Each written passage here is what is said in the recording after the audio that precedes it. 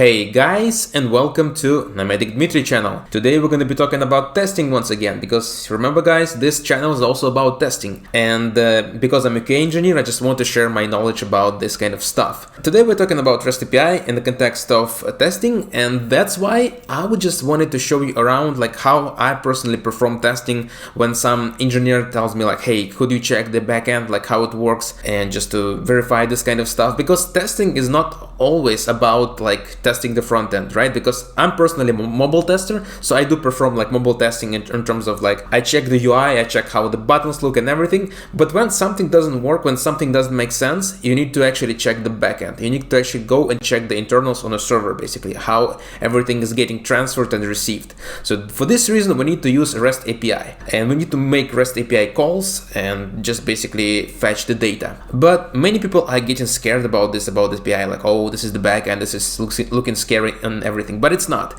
So let's actually go ahead and do that. For this, we're gonna use a tool called Postman, and Postman is basically my favorite tool for this, because it's really simple. You just need to install it, just a couple of settings you need to adjust, and you're ready to use it. You can actually use it. It's free if you like using it for your personal needs, but I believe you need to pay if you're using it for a team. And there are some really good things about this, because you can actually share the collections of the calls, of the API calls. You can actually share those between your team members, and it's actually good. I prefer Postman, but I do believe there are some other tools. There are a bunch of tools. So today we're going to talk about the concept of the REST API testing and basically Postman. So when you open Postman, on the left side you will have the list of collections, like with the API calls.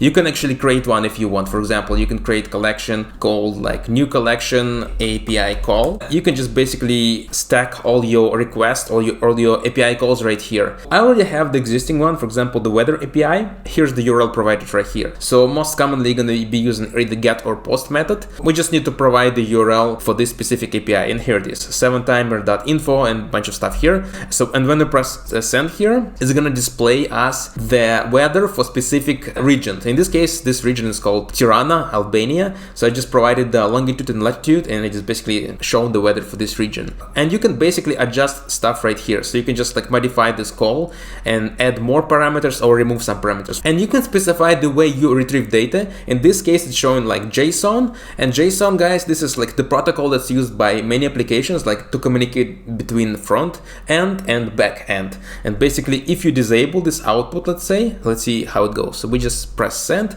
to make a new request, and this is now visualizing like this, because the default one I guess is like visualizing it like in this way, so you can see it like easily. But most likely we're going to be interested in JSON data, and because this is easier to work with, and this is how application actually checks the stuff. And you can see the status right here says 200, okay, time, how much milliseconds it took, and the size basically, and you can save the response. And also the other stuff we're interested in terms of the API calls is basically authorization, because sometimes the API is closed. So basically it's closed in the sense that you need to basically have credentials to access it. In this case, it's open API, so you don't need to have any credentials. And we can also perform some kind of testing here, because if you go to tests tab, there are some snippets already available for you to use. And for example, if you want to, let's say status code, if you want to check the code status is 200, it says 200 right here. If you press get and then you take a look at the test results, it says 200 passed.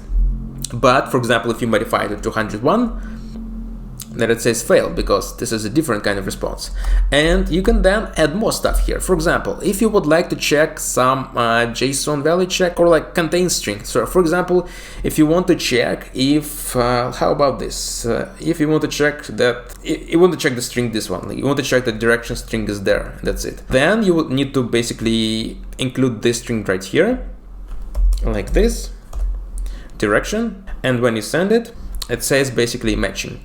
But if you like, I don't know, if you modify it in some way and the string is like this, of course it's gonna fail, because this string is not there.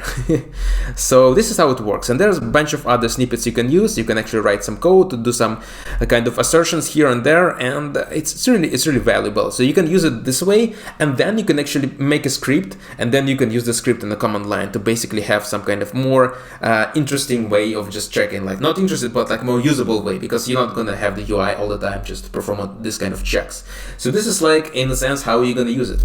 And for example, you would like to kind of like automate it in some way, because sometimes there's a value and you want to reuse this value. And for example, if you want to reuse this value like many times, how about this? You can just like basically do it this way. You can select it and it says set as a variable, and you can say it metric valuable, for example, and set as a new variable.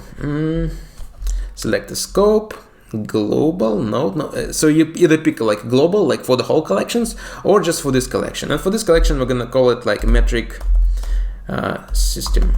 I don't know, like this. Get set variable, and it's like that. So every time you want to reuse it, you just do it like this and you pick it, and that's it. This is how you use it, guys. So basically you can send requests, you can get some kind of values out of this, and you can make some tests. Of course, sometimes you need to authorize it, like you need to authorize in some, like in certain situations you need to authorize. And this is mostly how it works, guys. It's quite easy. There is not that much to learn. I mean, there's like, of course, if you start learning, there's this and that, but in this case, for the purpose of testing, for the purpose of just checking if stuff works, it's great. Sometimes developers might provide you this kind of collection, because you can share this collection across team, and then you just make a request and see how it works. And then if you're like not sure why your application doesn't work, you can, for example, check the value and compare it with your application and see like, where's the mismatch? What's happening? Why is this like why application is doing something this way or that way? So you can basically use it to just check the states of things in the app. So thank you guys for watching. Please subscribe to my channel. There'll be more videos about testing, travel, and anything in between basically. So thank you for watching, and bye bye.